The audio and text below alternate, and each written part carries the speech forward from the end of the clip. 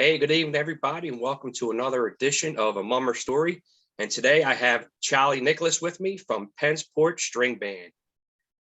Thank you, John. Appreciate you, and I'm really happy to be here today.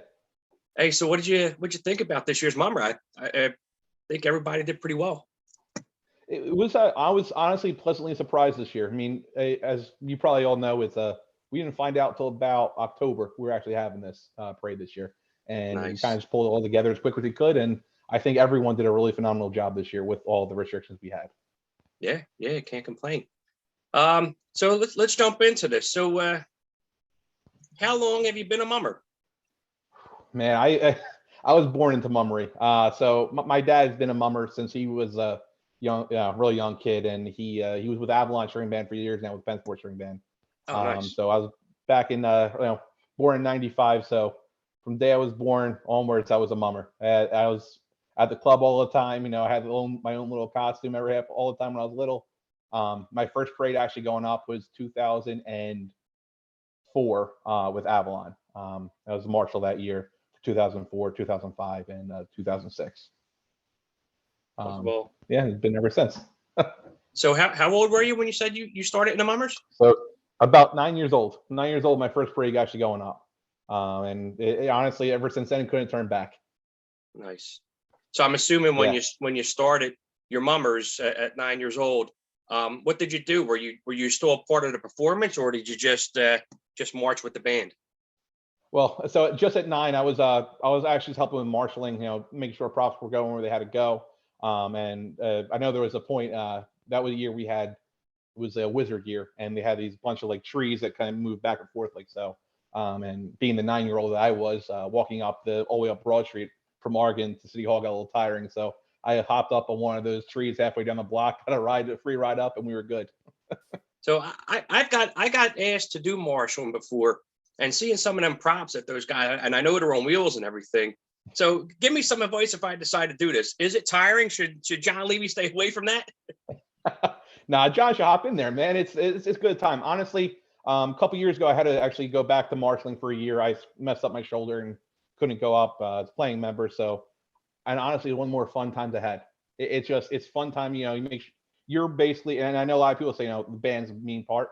When you have those props going back and forth and they go perfectly, I mean, look at South Philly for instance with their props this year. They looked phenomenal with everything, and that would never be able to happen without all those guys and girls in the back making sure those props go where they have to go and properly. And it's just a fun time. And then afterwards, I mean, if you're not a playing member, it's free time after for fun.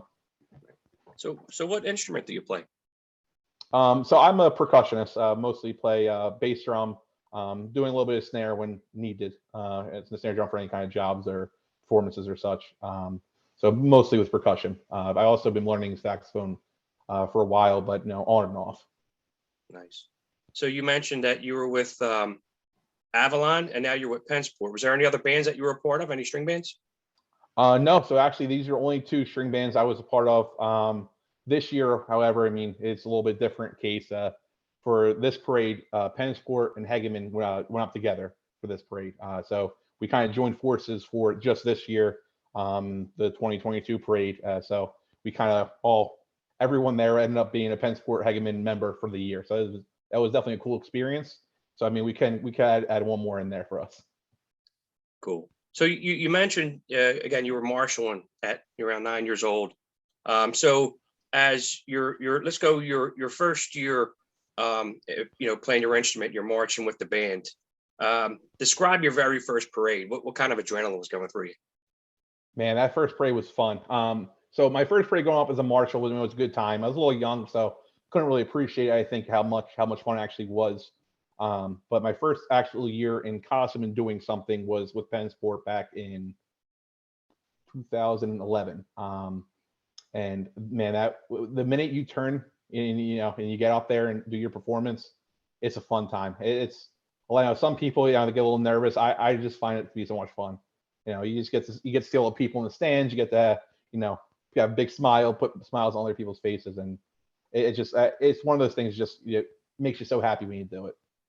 Nice. So you mentioned, your first parade. You're all excited, you're fired up. So you're getting ready to do your first performance. walking up Broad Street. You're new, playing your instrument. I'm sure you're probably nervous. What advice was given to you that day before you stepped up? I'm sure somebody that's been in the parade, or maybe your dad or somebody gave you some advice. What was that advice?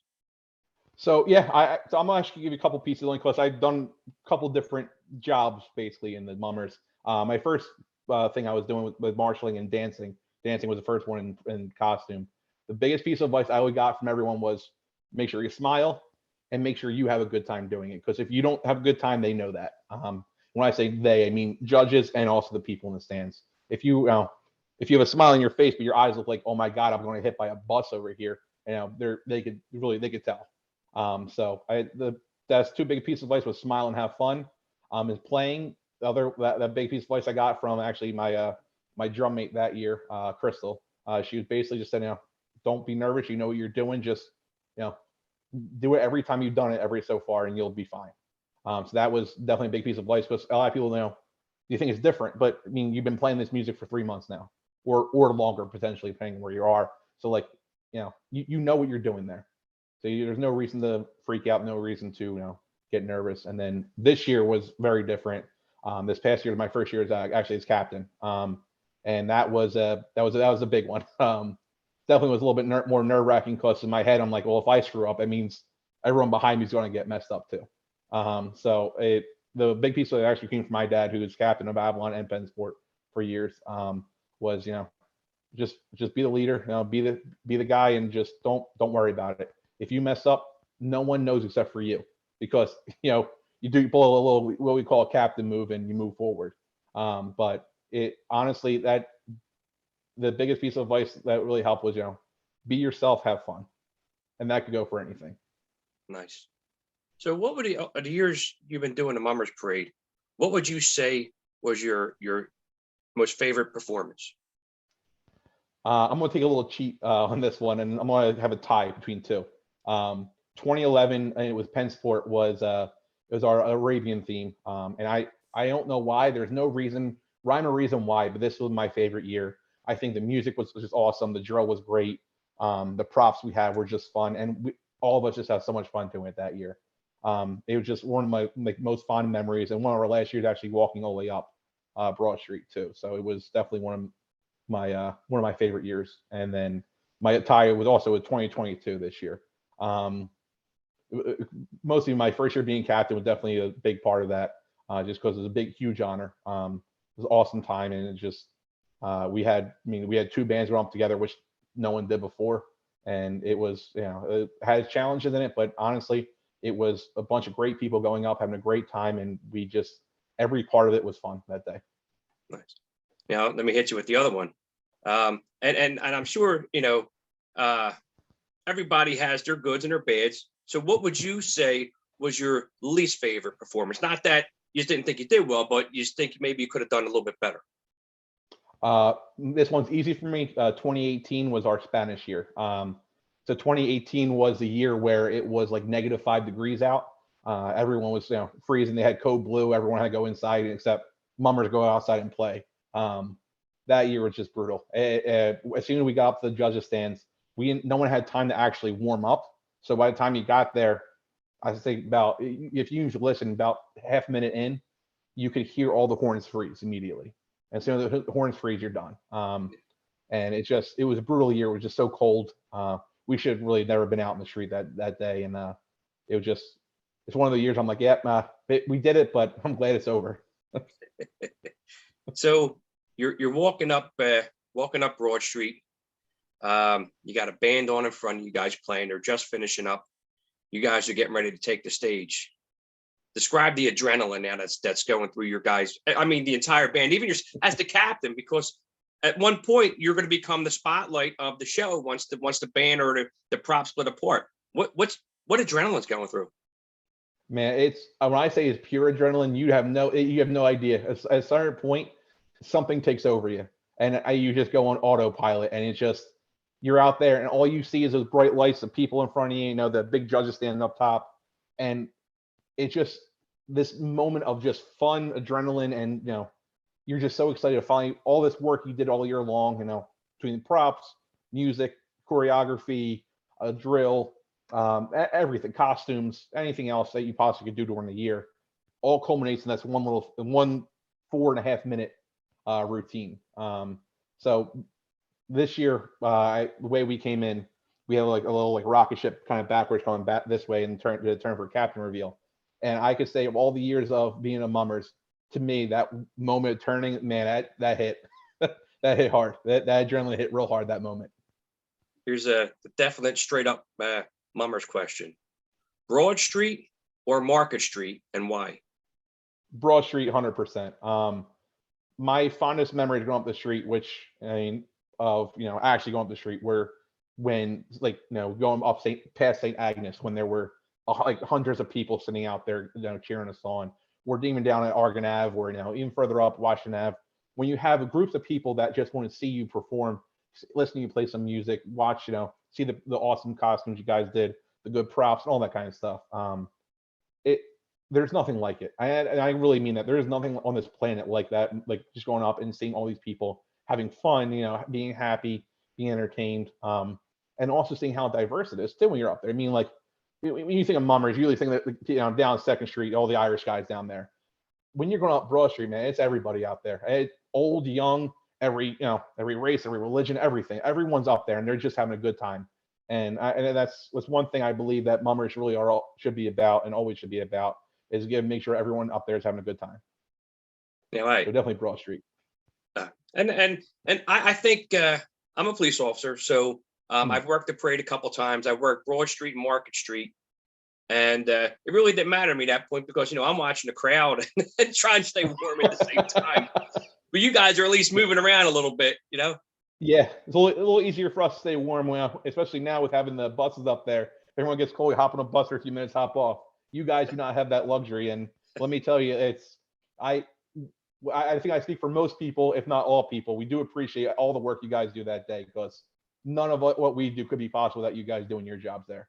And the New Year's, well, how can I phrase this? And the New Year's wouldn't begin if it wasn't for you guys. So here you go. I seen an interview. Well, they interview the captains, when you're on TV prior to the parade, and you guys do your little biography and whatnot. And I can't remember who it was. And I don't know if there was a question posed or the gentleman brought it up. He mentioned something about it's not about winning, it's about doing a performance for the people. But in all reality, bands want to win, So in your eyes, and I'm not saying it in a bad kind of way. It's not, because in all reality, for everybody, I'm sure it's both. But if you watch some of these videos that the guys put up on Facebook, these guys go nuts and he's party that he's won. So for you, is it about winning, or is it just about the performance, or the show? Yeah, no, me personally, 100% is honestly, I don't care if we win or not. I'm going to shoot to try to win one year. That's definitely a goal. But it means more to me when we're on the street and people have fun with us and people come back. We actually, a couple of years ago, I think we got either third to last or second to last place. But there was one lady who personally called one of our members, left a voicemail, and made a donation because she was so happy with what she saw. And she's like, you guys really encompass what we love about Mummers. And honestly, when I say and it might sound corny or cheesy, but I truly mean that means more to me than what 8 judges up there say about what we did. Because I think a lot of the times it kind of gets lost in the meaning of the Mummers Parade is not about throwing hundreds of thousands of dollars to impress 7 people that don't know much about mummery. The parade really is supposed to be a celebration of just New Year, bringing the New Year, bringing a bunch of hope, a bunch of happiness, and making sure all the people of Philadelphia are having a great time with that. And I mean, I get definitely a competition there, and I love the competition of it. But I think a lot of people sometimes lose the meaning of yes, great thing to win. However, also make sure you keep that meaning in line with it. That's awesome, and that's huge. That's huge. So from being a regular band member or one of the dancers to being captain, and I'm sure a lot of people would want to notice, they're probably looking at you guys like, holy shit, how much does that stuff weigh? Especially if it's windy out there or something like that. So tell everybody, How much does this stuff weigh, and how do you prepare yourself during, all these practices throughout the year to strengthen your guys self up to wear this stuff? Yeah, so I mean, it depends on the kind of costume of the year, whatever. But there's definitely some costumes out there that weigh upwards of close to 100 something pounds, and maybe more. There's some I know we had a couple years ago, a couple guys in these like look like rose costumes with our Spanish year. And as I said, it was one of the coldest days that we've ever been out there. We had one guy once had a heat stroke because the costume was too heavy in -5 degree weather because it just was so heavy on him. So these costumes are heavy; they're no joke. Especially when you see, some of the captains this year. I did not have a big back piece. I had a little bit one, but some of these other guys have some big back pieces on. Man, those things are heavy, and when that wind blows, you're basically a parachute. You have no control, and you just hope to God you stay where you are. So people that if you see that, like if it looks heavy, I guarantee you it's even heavier than you could like even think it is. You spoke about it a couple times. What was your coldest day? And I remember you mentioned something about it. It was affecting the horns. What was your coldest day that you can remember?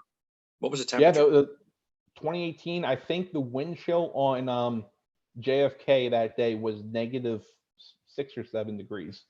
It was a brutal day. It was no matter what you did, you couldn't stay warm unless you're like one of the guys in those big costumes, and you were pretty good. But it was one of those days. No matter what, it was you were freezing. They had like these warming tents coming up the street, but they all started trying to move the parade. So if you might go in the warming tent for a few minutes, but they said he has to move you because they have certain time frames between all their workers. You have the cops have to do their jobs on, as you well know, of on that part, and you can't sit there for half hour to stay warm. The problem that runs into though is the instruments we have, especially the saxophones. You're playing, some spit comes out because you're blowing into a horn. And with how the metal is in there, as soon as that gets wet and that metal stays cold the way it is, it freezes up automatically. When it freezes, they have little pads on the inside where for the keys there, and they get stuck. So as soon as they get stuck, you can't play anymore because you're not playing properly. So it's definitely you're basically screwed if it happens, which it did. Right. Is it? And I don't know. So I don't know. I don't want to get nobody in trouble. Is it safe to ask a judge's question? Go for it. Well, as a viewer and a Mummers fan for pretty much my whole life, because I've always watched the Mummers. A lot of times the people from Philadelphia, the neighborhood people like South Philly, Port Richmond, Kensington, Mayfair, we see the parade differently than I think the judges do. And sometimes we're on cue with the judges and we think they did a good job. And then other times we think that, hey, Penn Sport should have been the guys this year. You know what I mean? So my question is, do you think the judging should be done differently? Do you think the judging is good? So it's a loaded question because I don't think that judging is bad. I think it's just not the best way to go about it, personally. The judges they have, they are great at what they do. They are phenomenal. Like, they are talented people. They know exactly what they're looking for. However, the kind of shows that they usually do are a lot different than Mummer shows. And that's always my personal opinion is, for the judges of the shows, what I really think they should do, and it's hard to pull it off because you'll get some biases, but if you grab 10, 15 retired mummers, throw them in there and have them take a look, like, hey, I know what these prospects go this way, okay, this band's going this way, okay, I get it. This is a little off, the music's a little off, but they'll know what they're talking about because they've been doing it for 30, 40, 50, 60, even some guys 70 years.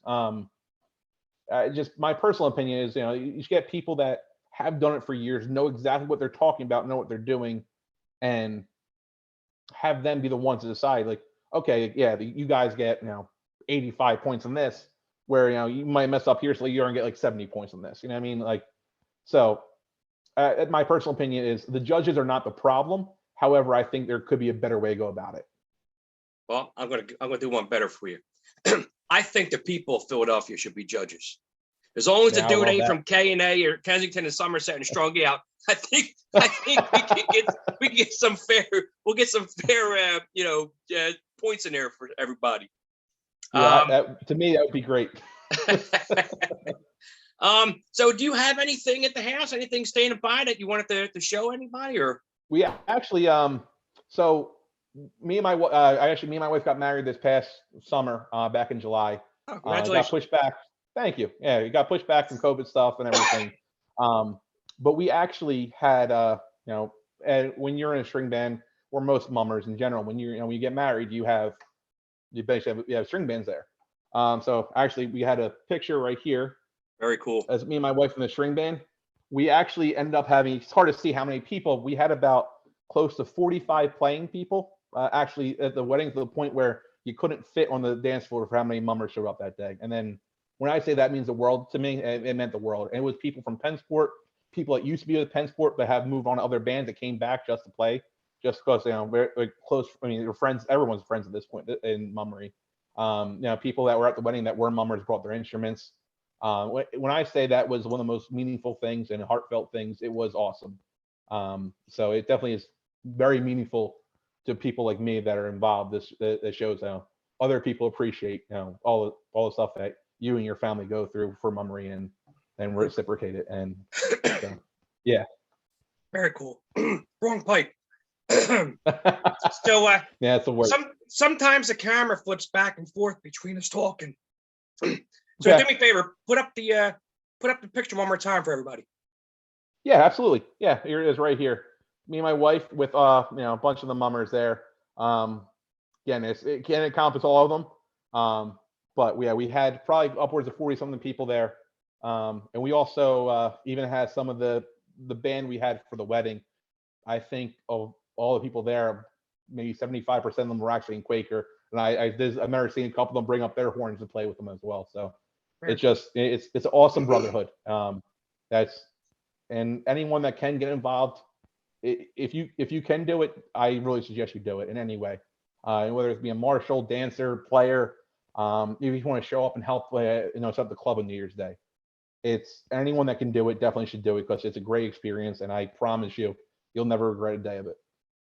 So for all the people out there that are going to view this, and haven't seen the mummers, or I actually did a video this year while the mummers parade was taking place.